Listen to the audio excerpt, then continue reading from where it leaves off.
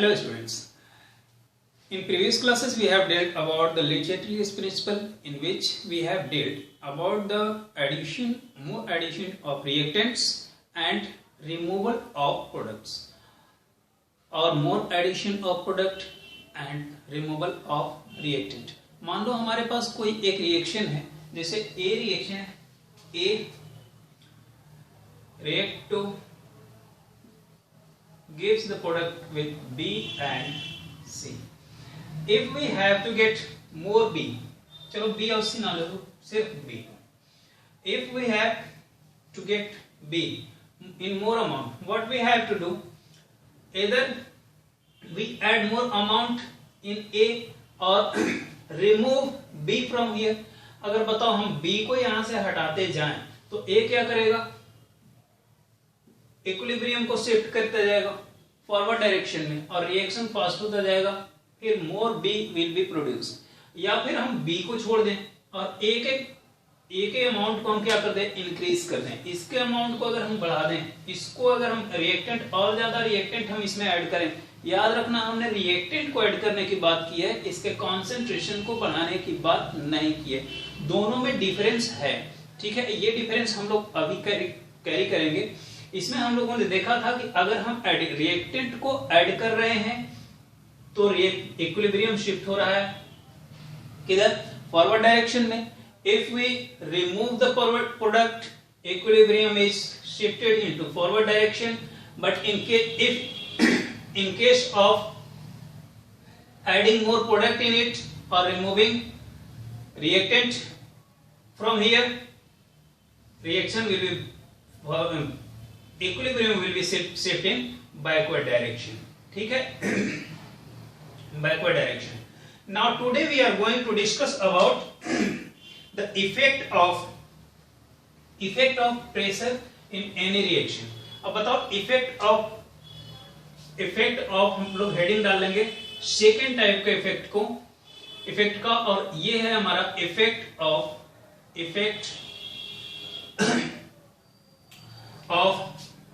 Change in pressure. अभी question ये है, देखो इसमें क्या होता है कि अगर प्रेशर को हम चेंज कर दें, रिएक्टेंट के साइड में प्रेशर को चेंज कर दें, एक ओवरऑल किसी रिएक्शन में अगर हम प्रेशर को चेंज करते हैं, तो क्वेश्चन इज दैट कि reaction will be equilibrium will be shift in forward direction और equilibrium will be shift in backward direction. In both cases discuss here. आप इसको लिख लोगे on increase the pressure,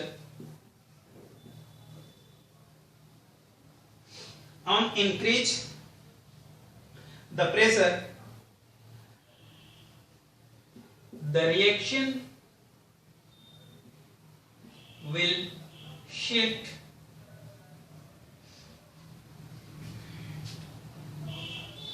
in the direction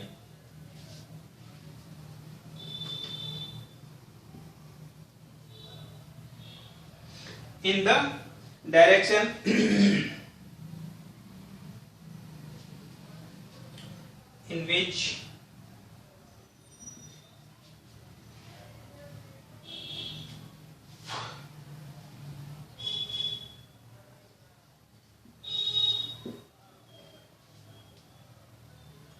on increase the pressure the reaction will shift in that direction in which total gaseous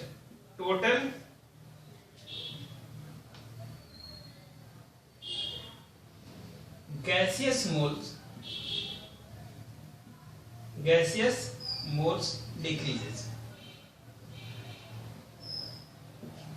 कहता है कि on increase in pressure the reaction will shift in that direction. Reaction उस direction में shift कर जाता है जहां पर टोटल गैसियस मोल्स डिक्रीज होते हैं, मतलब कम होते हैं. ठीक है. अब ये कैसे होता है, आप देखो इसके लिए दो कंडीशंस हैं.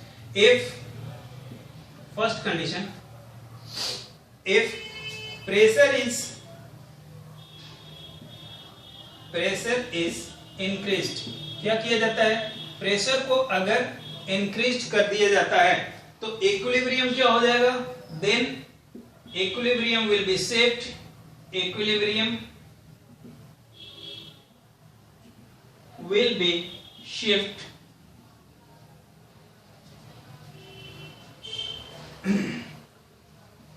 toward the lower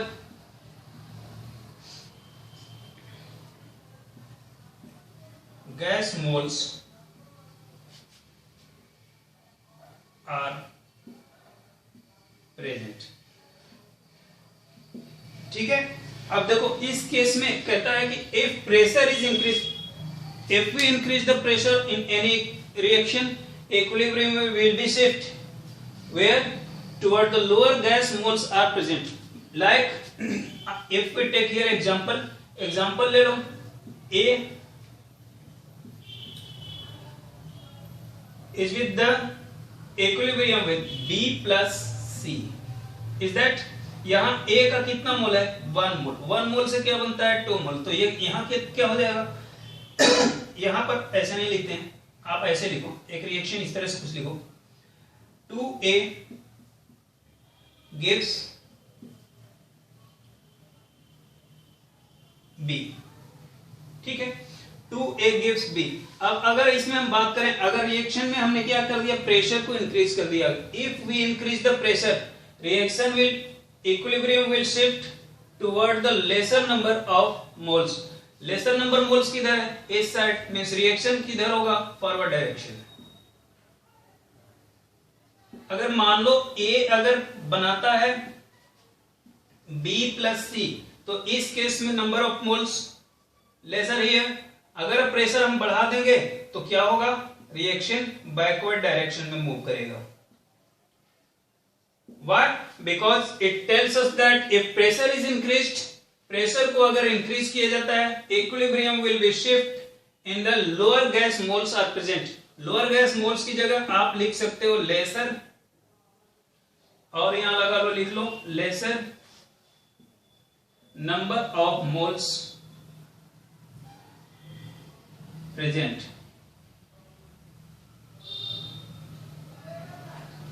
ठीक है,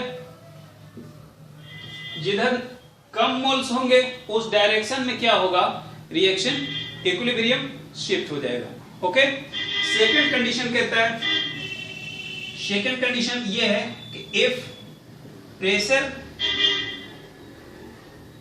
is increased,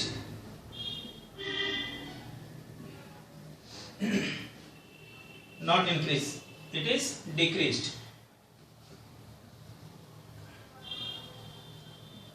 decreased, then equilibrium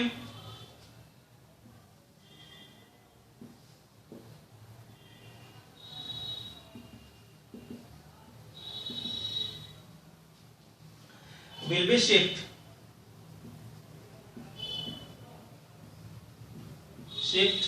in that direction in that direction where higher moles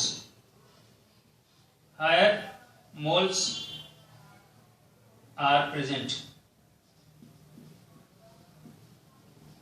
ठीक है, इसमें हमने क्या किया, प्रेशर को क्या किया था, इंक्रीज कर दिया था। प्रेशर को इंक्रीज किया तो reaction laser number of moles की तरफ क्या हो जाएगा, शिफ्ट हो जाएगा।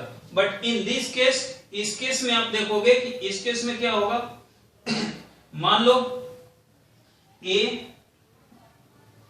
gives B plus C, इस केस में क्या होगा, if we decrease the pressure, pressure को अगर हम डिक्रीज कर देते हैं, प्रेशर को क्या कर दिया हमने, डिक्रीज, प्रेशर डिक्रीज होने पर क्या होगा, जिधर हायर नंबर ऑफ मोल्स होगा उस साइड में इक्विलिब्रियम शिफ्ट हो जाएगा, means equilibrium will be shift in forward direction, forward. क्यों, क्योंकि यहां पर 1 मोल, यहां पर क्या हो रहा है, 2 मोल है, और यहां पर क्या है, सिर्फ 1 मोल है, 1 मोल से 2 मोल बन रहा है, यहां पर क्या होगा, हायर नंबर की तरफ इक्विलिब्रियम शिफ्ट हो जाएगा। मींस आपको याद क्या रखना है कि if pressure is increased then reaction will be forward, equilibrium will be shift in that direction where lesser number of moles is present. If we decrease the pressure of the reaction, then equilibrium will be shift in that direction where higher number of moles is present. Clear है ना? तो इसे आप copy कर लो, इसके आगे हम move करते हैं. ओके,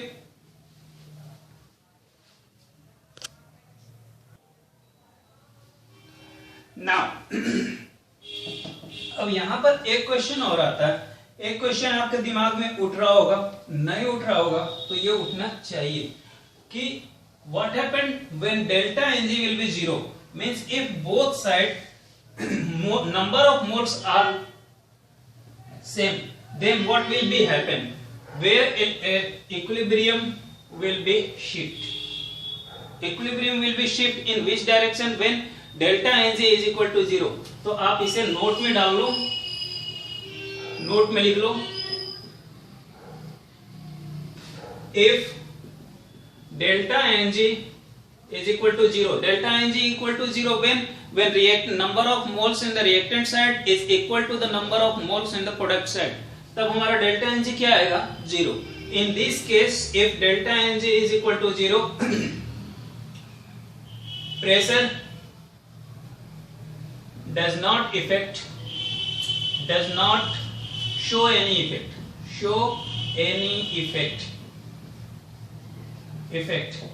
इसे आप याद रख लोगे.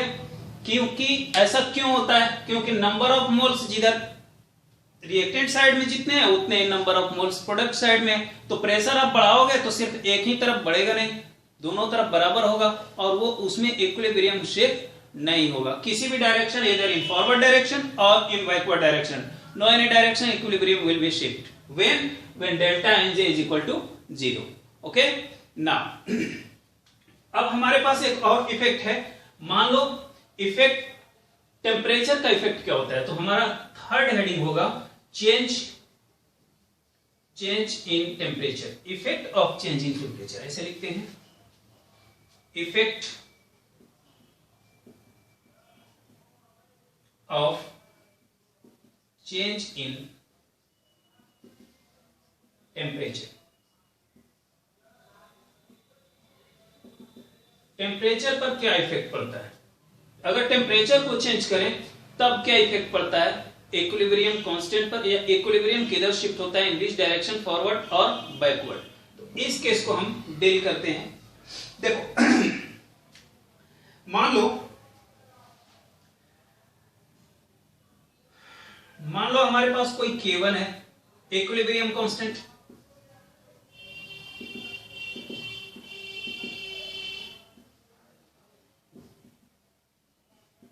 at T1 temperature. K2 is second equilibrium constant.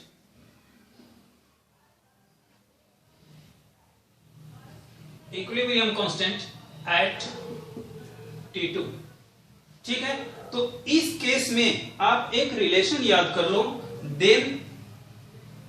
Then log base 10 K2 upon K1. K2 upon K1 is equal to delta H upon 2.303 R 1 upon T1 minus 1 upon T2. इस relation को आप याद कर लो.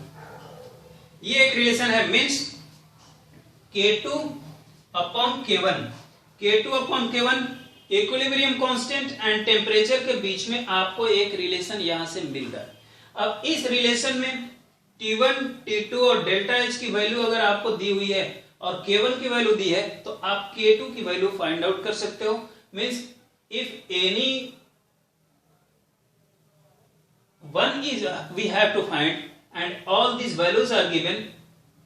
In this case we can find temperature T1, T2, K2 और K1 very easily, or delta H also, because the R is also constant और इसकी value आपको पता है. चलो आगे देखते हैं क्या होता है. अब यहां पर डिपेंड करता है डेल्टा H की वैल्यू. देखो डेल्टा H की वैल्यू क्या हो सकती है? डेल्टा H में बी मे बी पॉजिटिव और negative.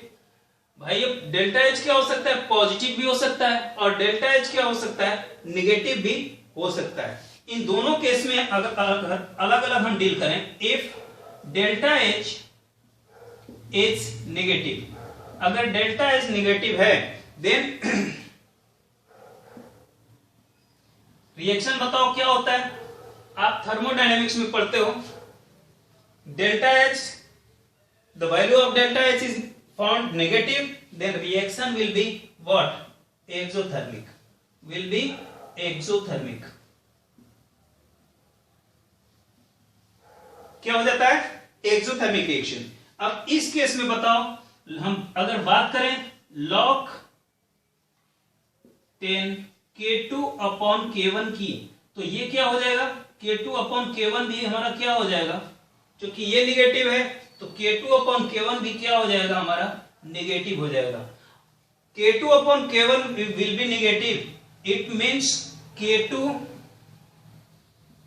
upon K1 is less than, sorry, K2 upon K1 is less than 1। अब बताओ K2 upon K1 is less than 1, it means यहां से आप ये भी कह सकते हो कि K2 is less than K1, कह सकते हो। अब K2 अगर लेस देन है K1 से, तो इस केस में क्या हो जाता है, आप क्या कर सकते हो कि for exothermic reaction equilibrium constant will be decrease. Equilibrium constant क्या हो रहा है, यहां पर डिक्रीज हो रहा है। तब बताओ क्या मैं इसको ये लिख सकता हूं कि इस केस में आप लिख सकते हो कि in exothermic reaction,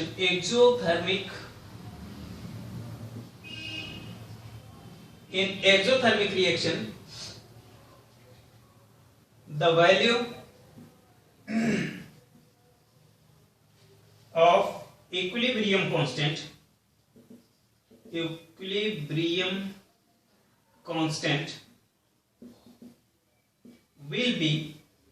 will be what, बताओ, decrease, will be decrease। कब, on raise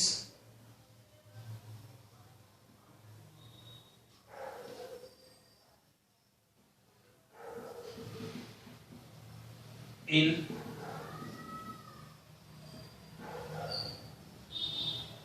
आपको याद ये रखना है कि in exothermic reaction the value of equilibrium constant will be decreased on rise in temperature। किसी एक्सोथर्मिक रिएक्शन में अगर टेम्परेचर को बढ़ाया जाता है तो वैल्यू क्या होगी, इक्विलिब्रियम कांस्टेंट की डिक्रीज होगी। इस बात को आप याद रखोगे। अब बताओ इक्विलिब्रियम कांस्टेंट की वैल्यू डिक्रीज हो रही है, इक्विलिब्रियम कांस्टेंट की वैल्यू डिक्रीज होने से रिएक्शन क्या होगा, हाँ, and hence reaction will be shaped in backward direction। in which direction, backward direction।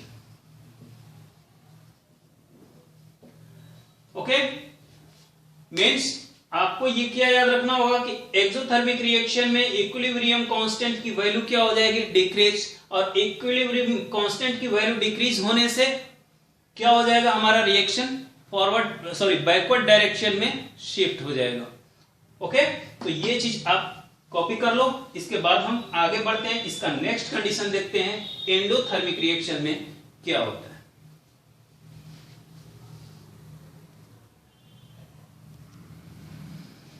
Okay, अब देखो एंडोथर्मिक में क्या होता है। मान लो, कहां लिखे, चलो इसको मिटा देते हैं, ये आप लोग लिख चुके होंगे, पॉज कर लेना, लिख लेना, ठीक है। यहीं से देखते हैं for endothermic reaction, for endothermic reaction. अब एंडोथर्मिक रिएक्शन में क्या होगा, डेल्टा एच की वैल्यू क्या हो जाएगी, पॉजिटिव, मींस डेल्टा एच की वैल्यू क्या हो जाएगी, पॉजिटिव। तो डेल्टा एच की वैल्यू पॉजिटिव हो गई तो इस केस में log tan K2 upon K1 की वैल्यू क्या हो जाएगी, पॉजिटिव। इसकी वैल्यू पॉजिटिव होने का मतलब है, ये इंडिकेट करता है क्या कि K2 upon K1 is greater than 1। In this case K2 is greater than K1। जब K2 की वैल्यू K1 की वैल्यू से क्या हो जाएगी, ज्यादा हो जाएगी, तो इस केस को मैं आसानी से लिख सकता हूं, in endothermic reaction, in endothermic reaction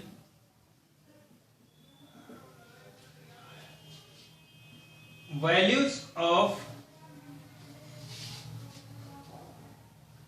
equilibrium constant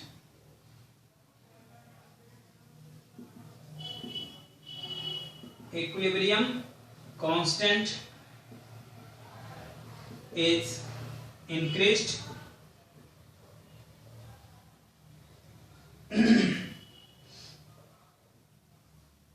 on raise in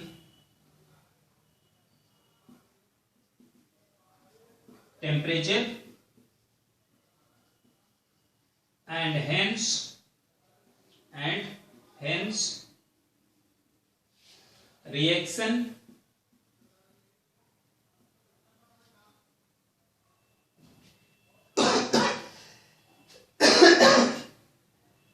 and hence equilibrium is shifted, equilibrium shift, not is shifted, shift in forward direction. Which direction? Forward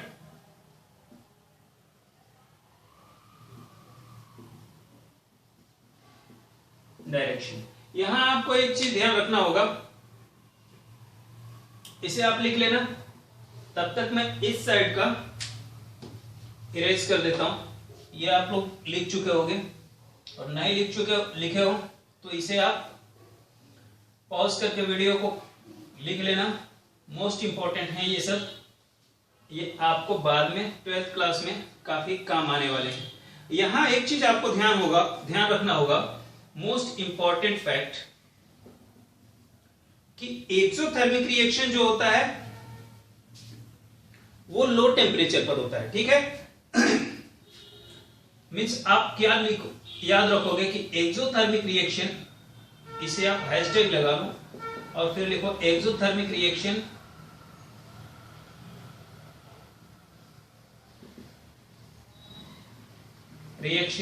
favour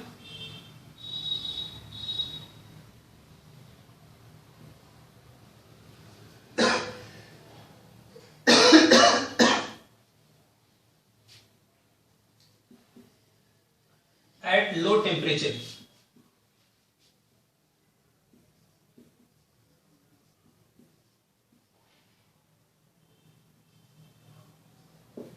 While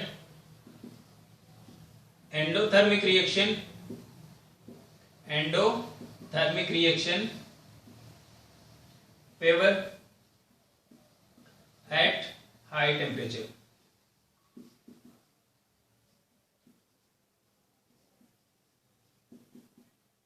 okay, ये एक बात आपके लिए important है, इसे आपको याद रखना होगा।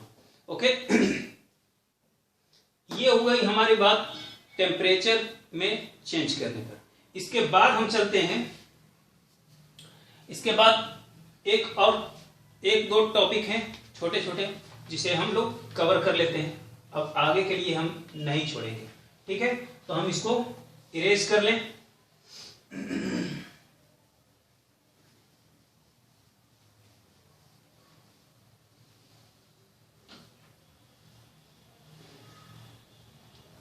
तो हमारा नेक्स्ट टॉपिक है, वो है effect of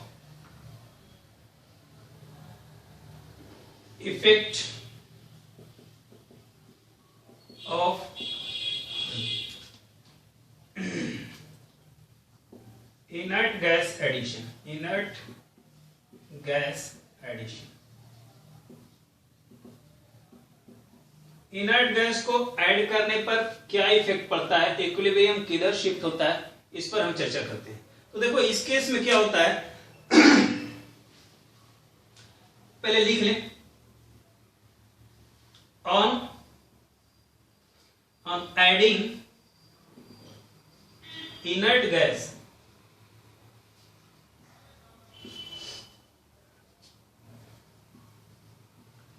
at constant pressure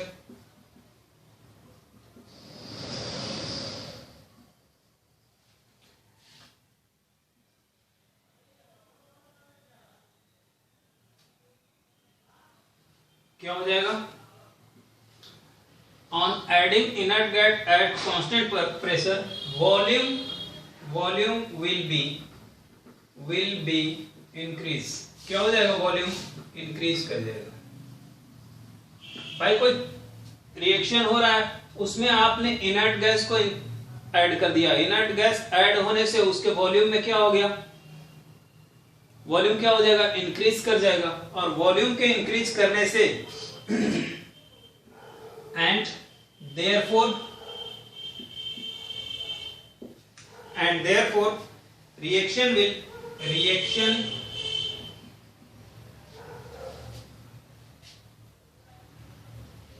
will shift toward that direction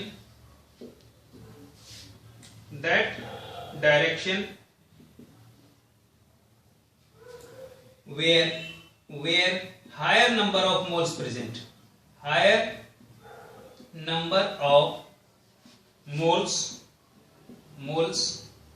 what present, means if we add inert gas in any reaction at constant pressure, if the pressure is constant of any reaction and we add inert gas in it, then what will be happen, volume will be increased, and due to increase in volume reaction will be shift in that direction where number of moles are greater।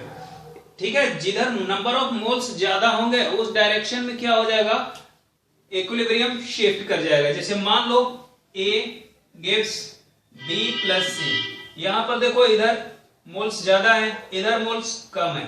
इस case में अगर मैंने inert gas add किया, adding inert gas,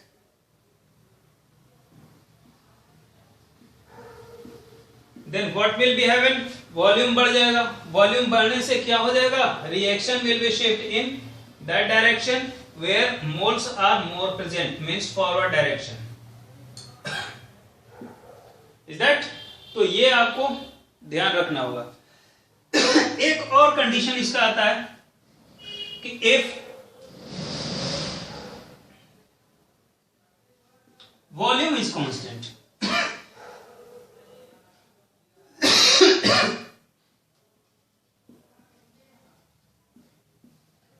अगर volume constant हो तो inert gas add करने पर क्या हो सकता है, तो यहां आप लिख लेना कि on adding inert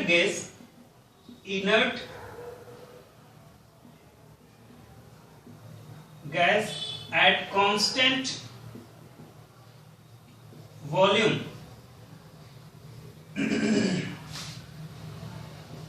there will be no effect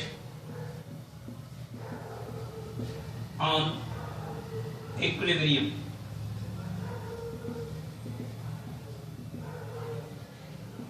ऐसा क्यों होता है, क्योंकि वॉल्यूम दोनों तरफ अगर बराबर है तो इक्विलिब्रियम भी सेम होगा।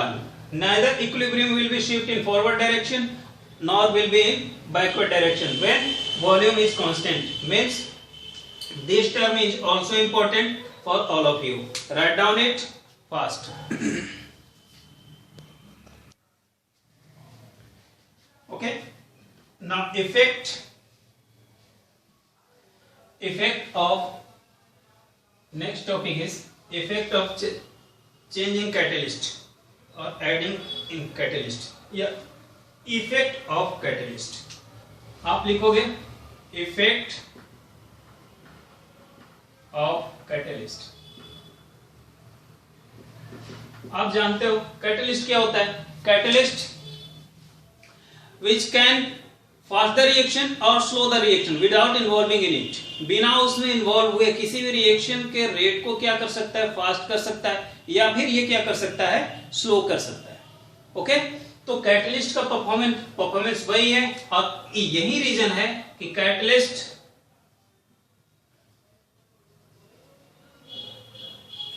does not effect on shifting of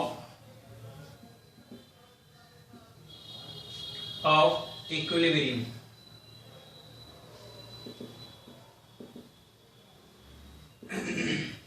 ठीक है, it can only change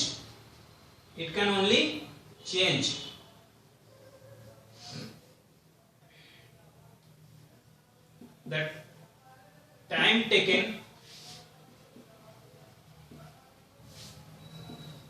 to attain the equilibrium state।